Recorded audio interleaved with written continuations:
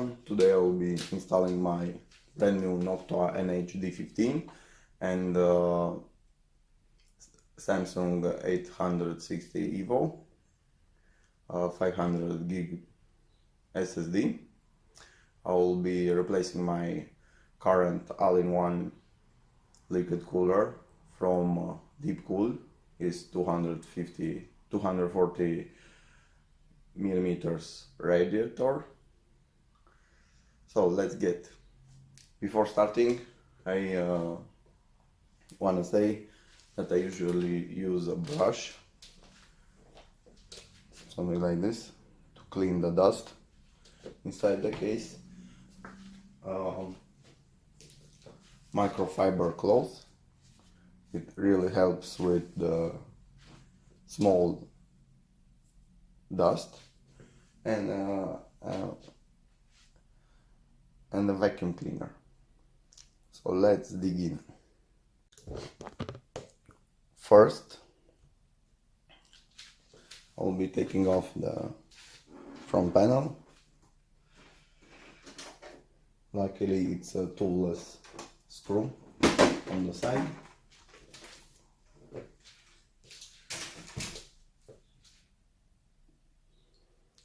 As you can see,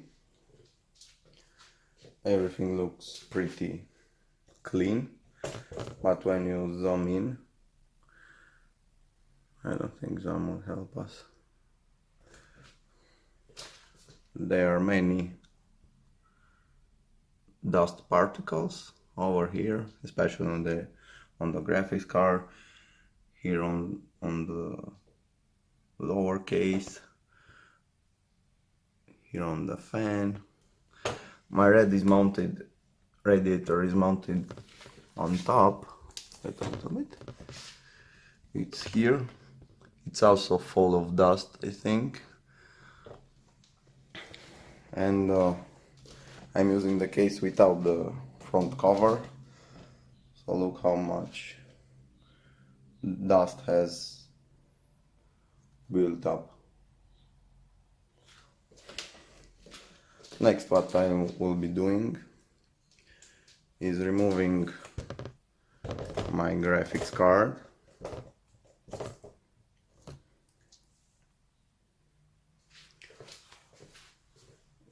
I prefer to do it with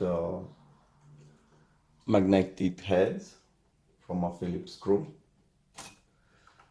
First, I will be removing the power connectors.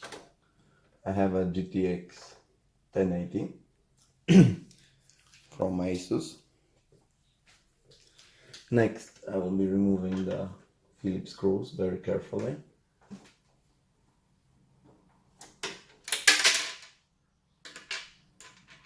It is preferred to use a magnetic head screwdriver, and a Phillips driver would be appreciated when you're doing things like this, so you do not lose the small screws. Next,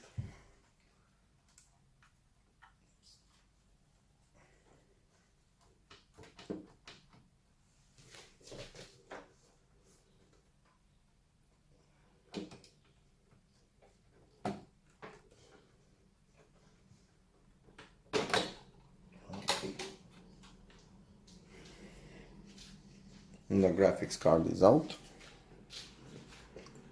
Is the Strix version.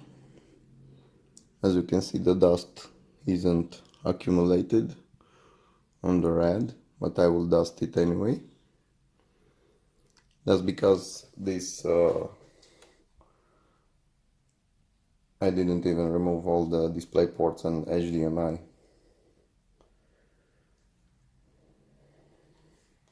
It's because on zero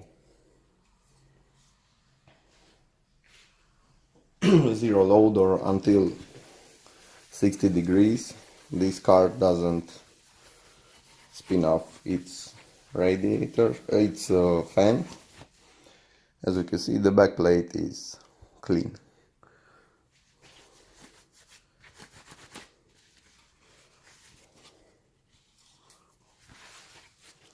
So we're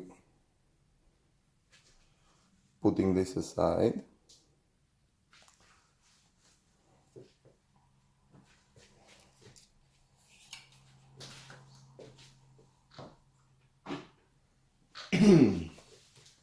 Okay. So next, we're cleaning a little bit here for the dust.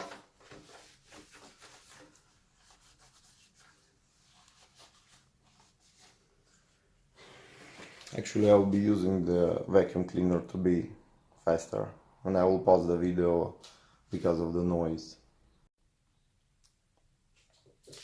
So next, I have dusted the PC and switch it to the side, on the side. Next, I will be starting removing the heatsink. It's actually a toolless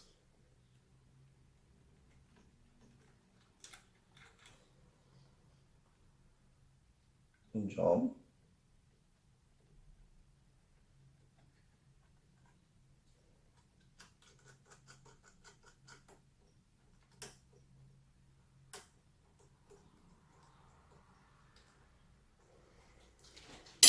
I prefer using a plate for the screws, no small bolts and pieces.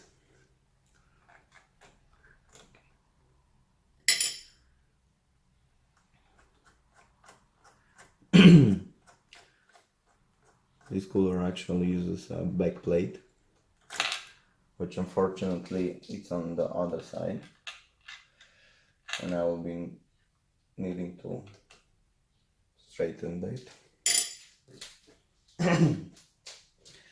Before removing the CPU water block, I'll be removing the red on top. It is holding with 4 screws. I didn't feel the need for more because it's a really light radiator.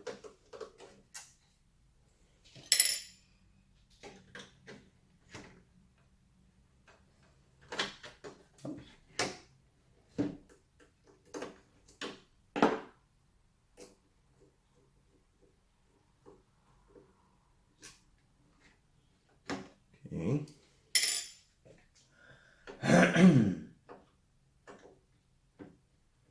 As you can see, I was using this radiator in push configuration.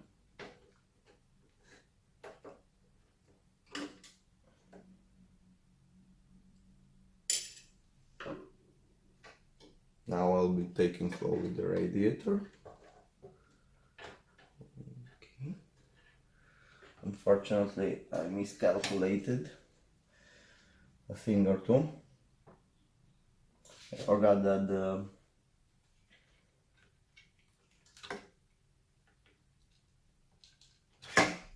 the fans are connected in the back.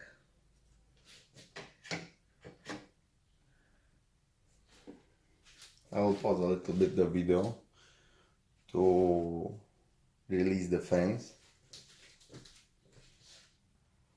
So the fans aren't released yet, but I can show you the the base of the block. As you can see, the paste spreaded pretty decently,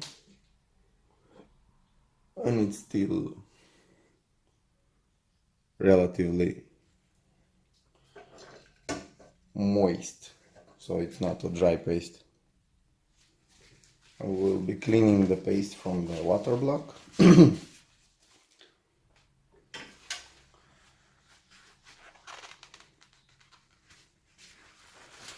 So it doesn't make more damage here, and spread all the paste all over the motherboard and over other components. I usually use paper towels.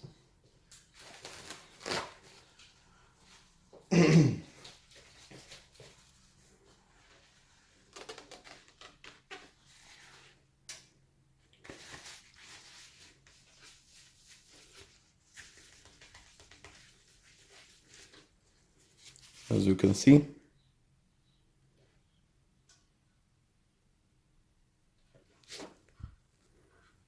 the water block is clean.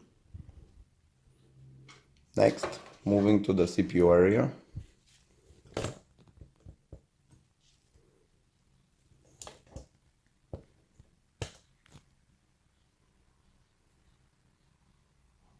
I'm using the same tactic, scrubbing it down. The CPU paste is I use the paste from the Deepcool provided. I didn't buy anything special. So basically I was having the stock experience with the cooler. My temps in games and other processes didn't reach over 74. When I was using Prime, it was rising way above the 80 degrees. So it was really hot. But in games and common day use, it wasn't a problem. As you can see, the CPU is clean. Next I'll be removing the fans, because I made the mistake and route the fans behind the raid. I will be disassembling them separately and remove the water block with the radiator now, and the fans over after I disconnect them.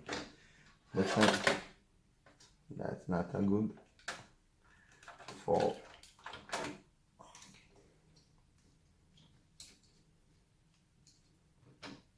When you're working with metal, try not to touch anything on the motherboard. Try not to touch the motherboard when the power supply is connected to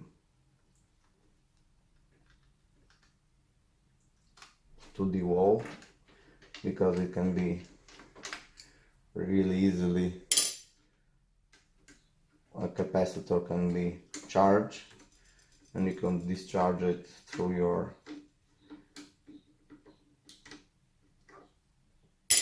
metal part that is touching the motherboard, and you can short circuit your piece of hardware. Okay.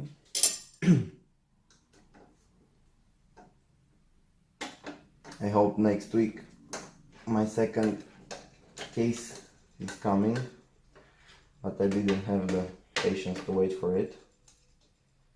It's a thermal take 71 view. 71 no, it's not view, it's tempered glass edition, if I'm not mistaken. It has 4 fans. One is 1400 millimeters and the other one 140 millimeters. As you can see, I have removed the radiator and the CPU block. This happens when you use it for around 2 years, in which time, as you can see, it has some sound to it,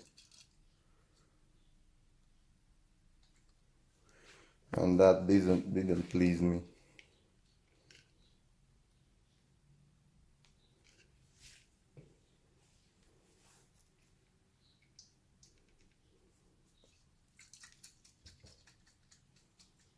I don't think it's something okay to hear the water bubbles. I think this is because it either was a leak somewhere in the loop, but I don't know where because I don't see any signs of corrosion. As you can see, the water block is normal. My all internal components are working fine. Here are the insertions.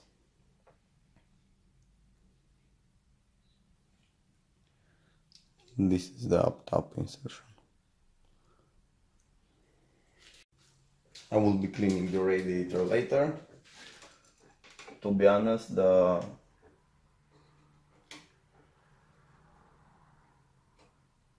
feel of the radiator is pretty cheap. It is a light radiator. The water block itself is way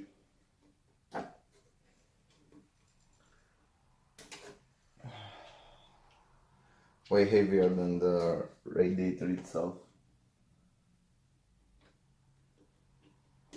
I will need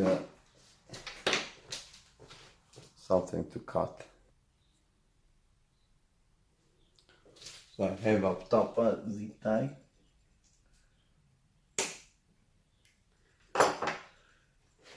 Which I have just removed. Deepcool comes with a pretty nice splitter here up top.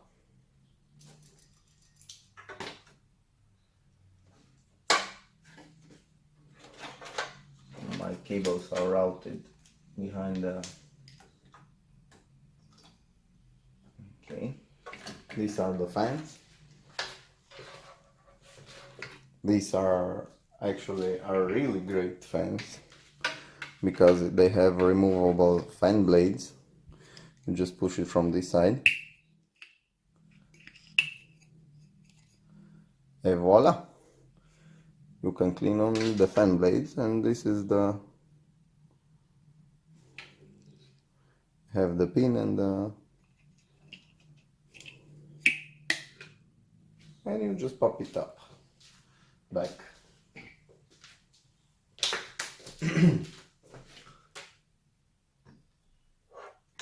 So here is the fan hub. It's a 4 fan with 4 pins, the standard kind from the motherboard.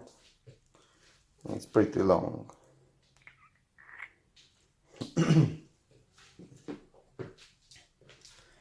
You don't see, but the backplate is up there. These are all the screws from the radiator, and the backplate is on the other side.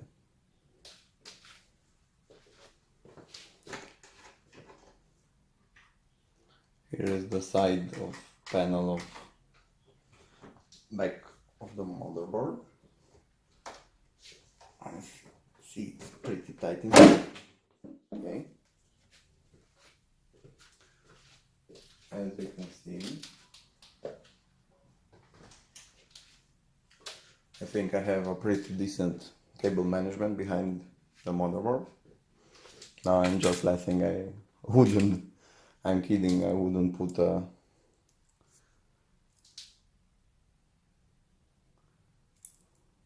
glass on my backside of the panel because I don't usually do good cable management.